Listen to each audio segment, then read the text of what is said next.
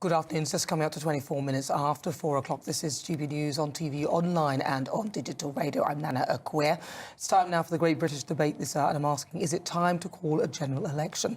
Prime Minister Rishi Sunak struck a very positive tone in his Easter message, giving the impression that all was rosy in the world.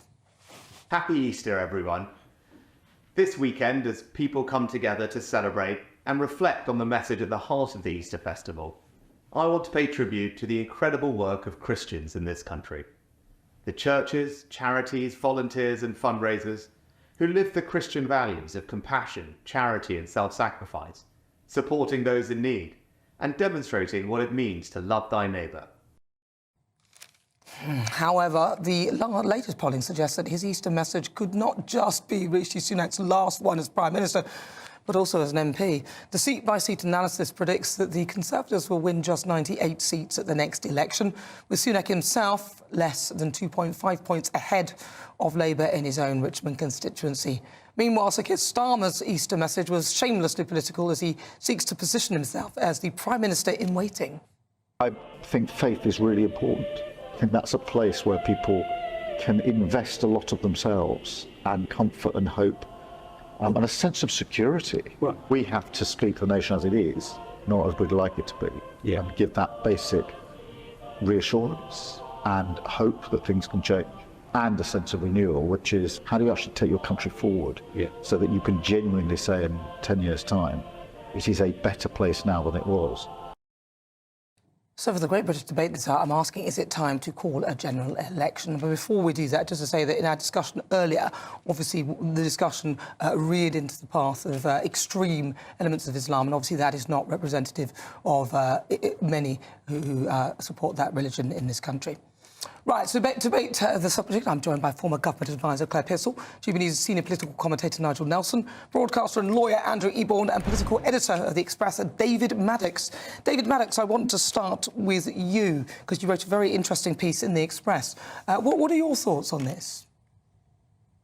On having an election, I have to say, I wondered, just looking at the Prime Minister there giving his Easter message, if at the back of his mind he was hoping for his own miraculous resurrection, because that's obviously what he's trying to buy time for, which is why we're sort of delayed until probably the autumn for a general election. Frankly, for people like me who sit in Parliament each week and watch on Wednesday afternoon as the MPs flee for the exit doors, we can see that very little is going on, that this government has very little left to give. And, you know, probably it is time for election, and arguably it was time for an election when he became Prime Minister. Yeah, that would have been wise for them to do that there, but obviously I don't think they would have won that either. I think a lot of them were buying time. Andrew Eborn. Very simple. The survey done by Survation talks about starvation, effectively, for the political party, the Tories. 98, just 98 seats they're predicting, a stonking Labour majority of 286. So clearly, if the Tories want to do something, I reckon that in the next few months, things are going to get better for them. You're going to see more results. They talk about sort of stop the boats, and if you don't stop the boats, it's going to stop the votes. So you need to see success there. Inflation is already much lower than it was when he was predicting he was going to reduce it from 11%. It's clearly significantly better than that. That was an easy victory. So if he's working on the basis, he's got all the way effectively until the end of January, when the very, very final date the election has to be.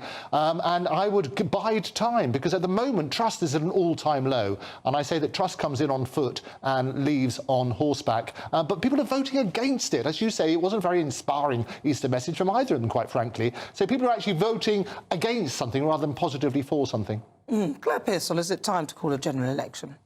I don't think we need to be hasty and call it immediately. I think he did have the opportunity to run it in May, but has decided that's not the time.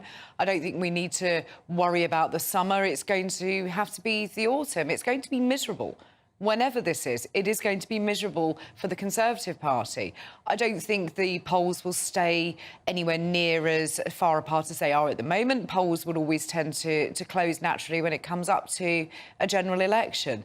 And you also need to bear in mind we need an opposition who has got the numbers, who is going to hold a government to account. So I don't think anybody needs any party to get wiped out. But I do think the general public are losing patience with Rishi Sunak and the government as a whole, because they are not giving anybody any hope. They're not giving people a reason to vote. But equally, the Labour Party now has everything to lose, because it needs to come up with the policies that it's going to put forward. It's simply not good enough to just be not the Conservative Party. Nigel Nelson.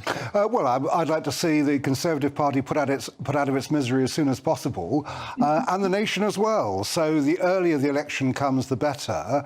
They were obviously planning to go for May the 2nd, but the plan wasn't working. They didn't get the flights off to Rwanda. The budget has not done anything to change Tory fortunes, with the latest poll putting them nearly 29 points behind Labour. But I don't see anything getting any better. On the basis of that, let's have an election as soon as possible. What about, Andrew? They were talking about a league table for migrants. I don't know whether you heard about that they published a league table of the best migrants or the least worst behaving ones. Yeah. I mean, could that be a policy clincher that would help them do better, perhaps, in the... I think they have to have success somewhere, is the reality. And as I say, things will get better. I guarantee in the next few months the gap between the parties is going to close. And I would remind everybody that effectively, you remember what happened with Trump versus Clinton. And everybody went to bed assuming that Clinton had won, and wake up in the morning and there's Donald. I do think we're going to have one of those moments. And if the Tories can hold it out and get success in those sort of pledges, the 5 pledges, I think you'll find that fortunes will turn around. Are you serious? I'm providing a bit of balance on that sort of basis. Well, Fatal fact, as I often do. Final word to you, David. Look, I think the problem was, Nigel referred to it there, was that he wanted to go on May the 2nd, and basically his MPs put a gun to his head and said, no, you're not, because we don't want to be out of a job sooner rather than later.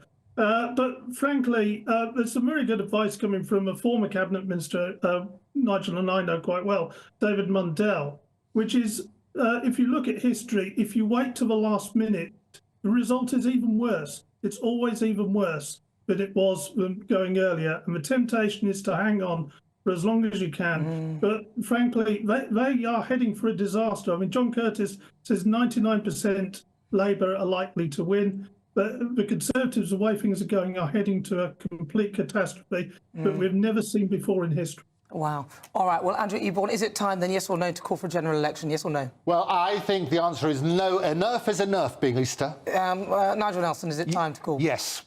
Claire Pearsall? No. David Maddox? Yes. Right, well, there you go. Mixed views. What are your thoughts? Thank you so much to former government advisor Claire Pearsall, GB News senior political commentator Nigel Nelson, broadcaster and lawyer Andrew Eborn, and political editor of The Express David Maddox. Thank you.